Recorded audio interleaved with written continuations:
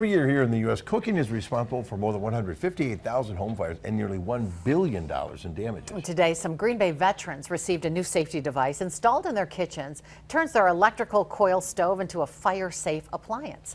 In this first alert, Brittany Schmidt shows us how in a few simple steps. In the hands of Lieutenant Nick Craig with the Green Bay Metro Fire Department is a set of SmartBurners. Morning. How you doing? And they are going into Mike Binn's apartment here at Veteran Manor in Green Bay. Just like that. All right, so they're really easy to replace. Just take the old burner out. Pop the new burner in.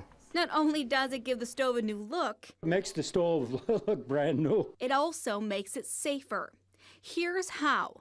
The burners are designed to shut off when the temperature reaches 662 degrees. Still hot enough to cook food, but well below the ignition temperature for common items seen in cooking fires, like oil, plastic, and fabric. Even paper won't catch fire. We can literally put it directly on the burner. It'll get brownish in color and be crumbly, but it will not burst into flames. No smoke, no flames, no fire.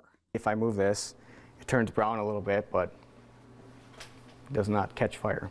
Lieutenant Craig says here's the proof. Since 2012, all units here at Mason Manor have had a SmartBurner put in.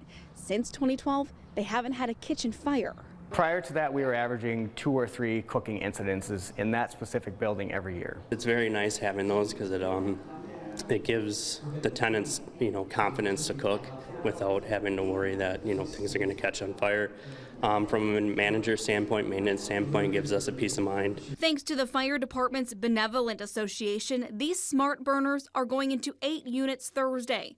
Average starting cost is around $200. Some of our residents are, maybe in the beginning stages of Alzheimer's or dementia, so this will be perfect for them for their units. The director of operations hopes to do the entire building eventually. We have a $10,000 insurance deductible, so $230 versus $10,000 is huge.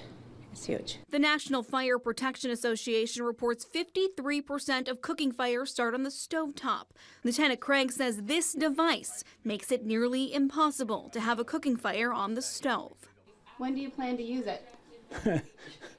Well, probably tonight. Make some venison on there. In Green Bay, Brittany Schmidt, Action 2 News.